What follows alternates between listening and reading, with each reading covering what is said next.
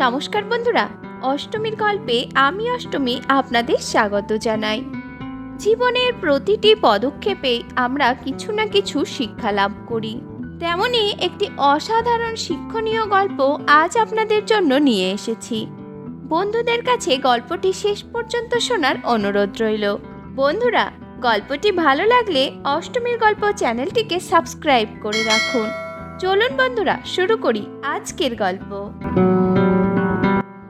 সিংহ শিয়ালকে বলে, যা আমার জন্য খাবার নিয়ে আয়। শিয়াল ঘোড়ার কাছে গিয়ে বলে, ভাই কেমন আছো? ঘোড়া চিন্তা করে, যে শিয়াল খ্যাক খ্যাক করা ছাড়া কোনো কথা বলে না, সে আজ এত মধুর স্বরে ডাকছে কেন? নিশ্চয়ই কোনো বদমতলব আছে। ঘোড়া শিয়ালের ডাকে সাড়া দেয় না। শিয়াল এবার ময়ূরীর কাছে গিয়ে বলে, দিদি কেমন আছো? দেখতে খুবই মিষ্টি লাগছে। ময়ূরীও বুঝতে পারে শিয়ালের মুখে মিষ্টি বচন নিশ্চয় লক্ষণ ভালো না, সেও সাড়া দেয় না। শিয়াল এবার গাধার কাছে গিয়ে বলে, বাহ, তোমাকে খুবই হ্যান্ডসাম মনে হচ্ছে। এরকম হ্যান্ডসাম একটি প্রাণী খেটে খেটে জীবনটা নষ্ট করে দিল। তোমাকে আর কষ্ট করতে হবে না। রাজার বয়স হয়ে গেছে, তিনি অবসরে যাবেন আর তোমাকে রাজা বানাবেন। চলো আমার সাথে সিংহাসনে চলো। গাধা খুব খুশি হয়, শিয়ালের সাথে সিংহাসনে আসে।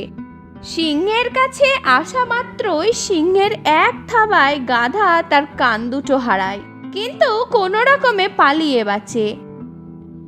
শিয়াল গাধার কাছে এসে বলে, এত বোকা হলে রাজা হবে কিভাবে? রাজা তোমার মাথায় মুকুট পরাবে, কিন্তু দুপাশে দুটো কান থাকলে কি রাজমুকুট ঠিকভাবে মাথায় বসবে? তাই তো তোমার কান দুটো তুলে নেওয়া হয়েছে। কিচ্ছু বুঝো না, অবুঝ প্রাণী। এটাকে গ্রুমিং বলে। চলো চলো আমার সাথে চলো, দেরি হলে অন্য কেউ আবার রাজা হয়ে যাবে। গাধা আবার সিংহের কাছে আসে। এবার সিংহের আর এক থাবায় তার লেজখানা খসে পড়ে, কিন্তু এবারেও পালিয়ে বাঁচে। শিয়াল যথারীতি গাধার কাছে এসে বলে, আবারও ভুল করলে? লেজ থাকলে রাজসিংহাসনে বসবে কিভাবে? তাই তোমার লেজটা খসানো হয়েছে। অবুঝ প্রাণী, দূরদর্শী চিন্তা করতেই পারো না। এটা হলো আলট্রা গ্রুমিং, মানে একেবারে ফাইনাল টাচ। চলো চলো তাড়াতাড়ি সিংহাসনে চলো। গাধা আবারও সিংহাসনে আসে। এবার আর সে বাঁচতে পারে না।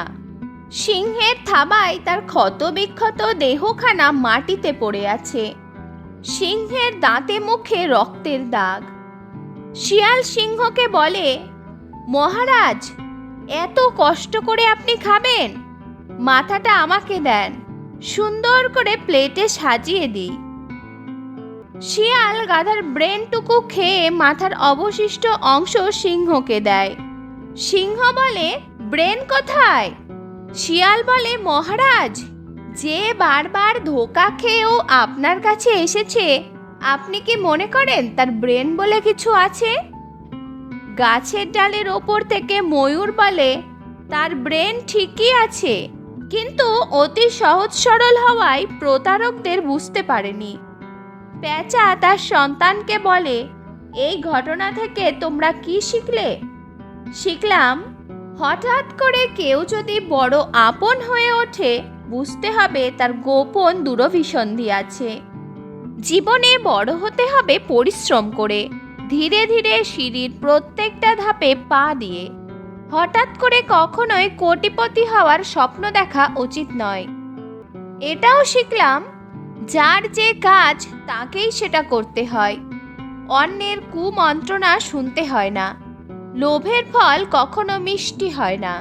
সাদাসিধা হওয়া ভালো, কিন্তু বোকা হওয়া ভালো না। সবচেয়ে বড় জিনিসটা শিখলাম তা হলো, প্রতারকদের একবার বিশ্বাস করা যায়, কিন্তু বারবার বিশ্বাস করা যায় না।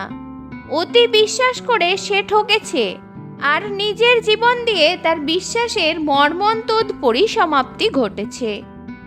বন্ধুরা, ভিডিওটি ভালো লাগলে অষ্টমীর গল্প চ্যানেলটিকে সাবস্ক্রাইব করে রাখুন। অষ্টমীর গল্পের পাশে থাকার জন্য অসংখ্য ধন্যবাদ।